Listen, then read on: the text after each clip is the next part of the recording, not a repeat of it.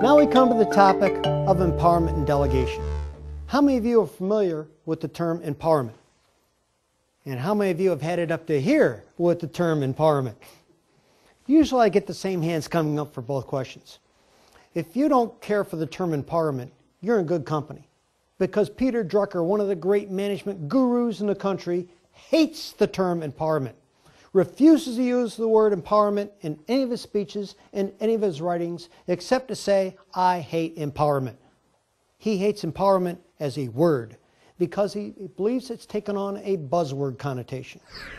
For example, how many of you have been told you're empowered when in reality all you've been given is more work to do? And they ought to be honest enough to say, I'm giving you more work to do, instead of saying, I'm empowering you with these additional responsibilities. Oh, now if you've been given the authority to make all of the decisions that you need to make on that work that you've been given to do, then you are empowered. Because in Drucker's definition, empowerment is the delegation of authority. I delegate to you the authority to make these decisions on my behalf. That's empowerment. Now what has to exist between you and me for me to empower you? I have to trust you, and you have to trust me. I trust you to make good decisions on my behalf. I'm also going to trust that you're going to use all of the information available to you. And if you don't think you have enough information, you're going to gather more information so you can make that informed decision that I want you to make.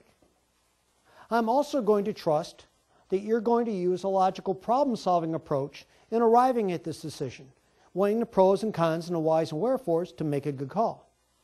And I'm going to trust, probably more importantly than anything else, that you're going to work in the best interest of the team and the organization and not in your own selfish interest.